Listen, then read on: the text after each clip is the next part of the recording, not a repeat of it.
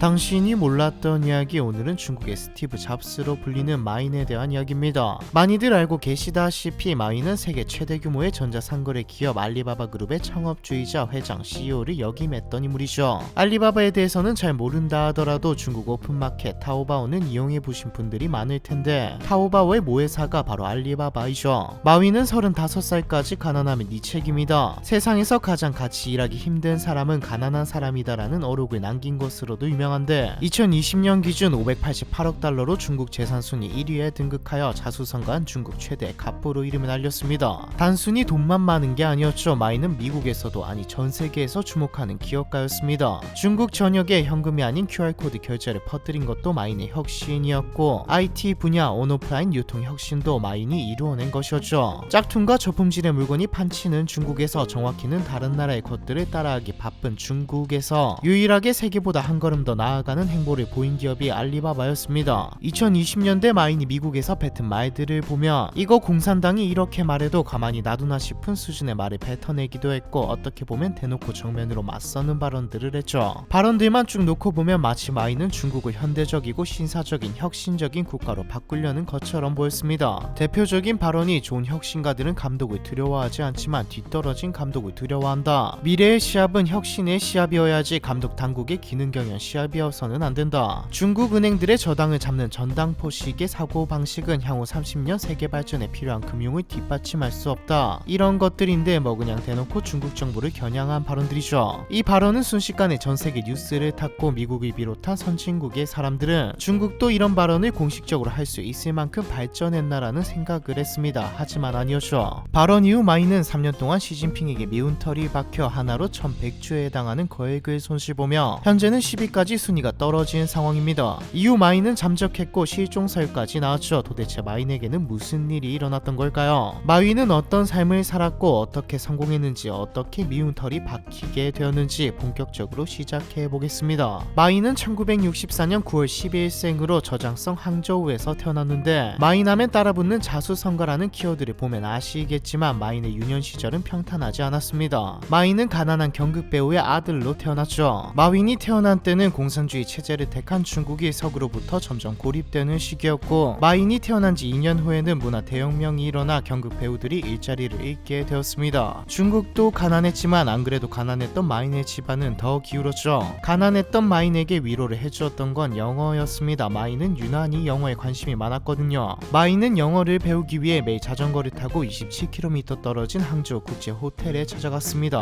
호텔에서 영어권 관광객들에게 말을 걸고 가이드 노릇을 하며 영어로 대화를 나누기 위해서였죠. 마윈의 아버지는 마인에게 폭언과 폭력을 퍼붓곤 했는데 그때마다 마인은 아버지가 알아듣지 못하는 영어로 말하며 화를 풀었다며 아버지가 내 영어 실력을 키웠다고도 볼 수 있다고 회상했죠. 미친듯이 긍정적이네요. 그러던 어느 날 마인은 한 외국인과 펜팔을 하게 되는데 그 외국인이 마인이라는 중국 이름에 발음하기 어렵다며 잭이라는 이름을 붙여줍니다. 이게 마음에 들었는지 알리바바로 세계적인 명성을 얻은 뒤에도 마인은 잭이라는 이름을 계속 사용했죠. 실제로 영어권에서는 마인을 잭마라고 부릅니다. 여기까지만 보면 마인은 어린 시절 학구열이 뛰어난 범생이 같은 학생이었던 걸로 보이는데 사실 영어에만 관심이 있었을 뿐 모범생은 아니었죠. 마르고 작은 체구에도 불구하고 자주 싸움을 일으킨 탓에 전학을 가야 했을 정도였습니다. 영어 실력과 성적은 좋았지만 관심이 없었던 그 밖의 과목은 부진했죠. 특히 마인은 수학에 약했습니다. 고등학교 입학시험 때는 수학 점수가 31점밖에 안 나와서 고등학교 입학하는데 2년이 걸렸죠. 수학은 1982년 마인이 18살이었던 당시 대학 입학시험을 준비할 때도 발목을 잡았습니다. 대학 입학시험 우리로 치자면 수능에서 받은 수학 점수가 1점이었거든요. 당연히 대학은 다 떨어졌고요. 마윈은 돈을 벌기 위해 사촌과 함께 호텔 웨이터에 지원했으나 슬픈 패배를 맛보았습니다. 떨어질 수도 있지 왜 슬프냐고요. 마윈이 웨이터에서 떨어진 이유가 너무 마르고 키가 작으며 레스토랑의 이미지와 평판을 손상시킬 수 있는 나쁜 외모였거든요. 이건 진짜 슬픈 슬프네요. 이듬해인 1983년 마윈은 다시 한번 대학에 도전했지만 또 수학 때문에 떨어집니다. 가족들은 이쯤 했으면 포기하고 다른 진로를 택하길 바랬지만 마윈은 포기하지 않았죠. 그렇게 1984년 세 번째 입학시험을 보게 되는데 이번에는 89점을 받으며 입학을 하게 되나 싶었지만 그의 입학 요건보다는 5점이 낮은 점수였기 때문에 이번에도 대학에 떨어집니다. 와, 이거 진짜 하지 말라는 건가라는 생각을 하고 있던 시기 운 좋게 항저우 사범대학교 영어학과에 결혼이 생기면서 대학에 입학하게 되죠. 비로소 대학생이 된 마윈은 마치 염원이라도 풀듯 영어 실력을 바탕으로 영어학과 내에서 두각을 나타냅니다. 학생회 회장으로 선출되는가 하면 명문대 학생이 아님에도 항저우 학생연맹 회장직을 맡을 정도로 뛰어난 리더십을 보여주기도 했죠. 당시 마윈은 같은 학과 여학생인 장인과 사귀고 있었는데 1988년에 항저우 사범대학교를 졸업하자마자 장인과 결혼식을 올립니다. 대학에 들어간 이후 마윈의 인생은 술술 풀리는 것만 같았죠. 하지만 취업은 쉽지 않았습니다. 사범대학교를 졸업한 후 31개나 되는 회사에 지원했지만 모두 떨어졌죠. 그 중에는 KFC도 포함되어 있었는데 24명의 지원자 중 23명이 합격했으나 나머지 한 명인 마윈만이 너는 별로 좋지 않다라는 평가를 받으며 떨어졌습니다. 결국 한 달에 12달러라는 적은 임금을 받고 항저우